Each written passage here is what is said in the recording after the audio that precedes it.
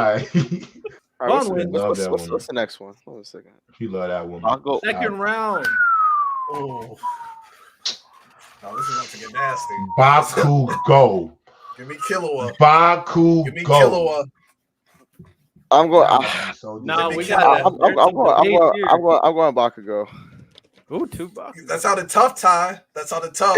Killua's fire. Killua is fire. It is Bakugo though. I'm going Bakugo. You know what? To make this interesting, because I'm gonna vote Killua anyway. Random is the default Bakugo hater. So who's gonna convince? No, but I need time. Time. Convince him. I'm just letting JayRob's just gonna glaze Bakugo time. But tell me exactly what makes Killua better than glaze Bakugo. Bakugo better. I don't have to glaze Bakugo. Do you read the end of manga? I read. He's not better than Killua. Let me explain what I really like about what's more compelling to me about Bakugo. Right, is that I think Horikoshi does a good job of balancing Bakugo's highlighting his positive traits while also giving him enough losses to help him change. For example, right? Perfect example is when he fought Uraraka in the tournament, right? Mm-hmm. When he fights Uraraka in the tournament, one of the biggest things that they point out is that, wow, he's going all out against a woman. Like, why would he do that, right? Then he has, he's being the normal raging Bakugo. Then our teacher, Mr. Aizawa, was like, no, like he's showing respect to his opponent. Like this is he's being a true hero here, right? But so that's what he used to highlight his positive traits. But then he wins the tournament in a way that he doesn't want to. So like I think the first match with Deku, right? In that battle, he beats Deku's ass, but he loses the tournament. When he fights Deku, he loses that match. When he fights Deku the second time, he wins, but he wasn't chosen for All for One. Like he does such a good job of balancing and highlighting how smart he is, how intelligent he is, all his positive traits, but also giving enough consequence that he still needs to change. I think that is and he balances that so well consistently throughout the story, like consistently. There's a lot to what Ty said. Yeah, can I expand on that too? Because this is not glazed. This is just obviously the reason why I am so high on Bakugo as a character. Because to me, from all the shonen manga that I've watched growing up to this point, to Ty's credit, because I think he hit a lot of on the nose. I think for the first time I've seen that Dragonist other rival to me done completely correct. And what I mean by that is, from one, the origin of their relationship, the way that he almost the way he looks at Midoriya as almost inferior to him, but in the same sense almost relates to Midoriya because he sees the weakness in himself through Midoriya. I think that is written phenomenally. Because if you even peep in the show, does anybody remember when he's literally calling out like, damn, Deku, am I going to ever really catch up to you? That was really an ode to like, bro, I don't really think I ever been there with you. I don't think we ever really been on the same path, even though I was blessed with this quirk early on and I was going to be this all high level hero. Not only that, Ty hit it on the nose as well. For example, him going all out against Uraraka. I love that. But I thought my favorite part of it was when he fought Deku and he's about to really damn near cry, voice cracking and stuff, because All Might is his hero who he idolizes, and he felt like he was the one who destroyed him. I thought that was major just because, one, it encompasses not only the emotion of the character, shows that Bakugo is not just this hot-headed bully that he seems to be. It shows that he actually has emotion. He actually has compassion. He actually has respect for his elders. I think in the show now, just the way that even though he's acknowledged that Deku has this all-powerful ability that keeps him away from everybody at the top, all you see is Bakugo building. It's like when Endeavor was trying to build that bridge to All Might. That Bakugo is always doing that, trying to make sure that he's still in the mix. He's still respected, because I think Bakugo is the most human rival character I've ever seen in my life, because he's so relatable to all of us as human beings.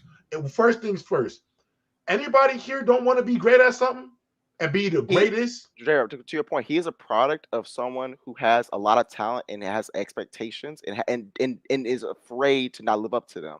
And I want to touch on this real quick. And again, it kind of goes to what I mean by Horikoshi balances him so perfectly.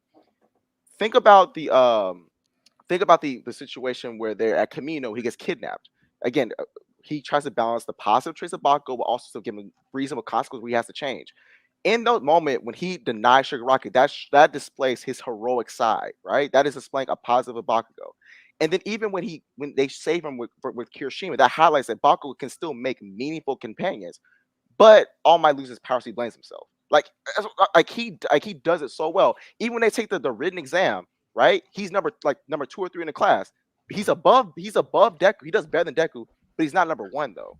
Like that's a victory. I'm better than Deku, but I'm still under fucking Momo. Like to me, he or when they take the exam against All Might, right? He passed the exam, but it's because he had to depend on Deku. Like to me, if you look at every aspect of Bakugo's character, there's always that balance, and that's why it shows he has all the traits of a great hero, but he has to find another piece, and that's perfectly displayed through his relationship with Bakugo through Deku.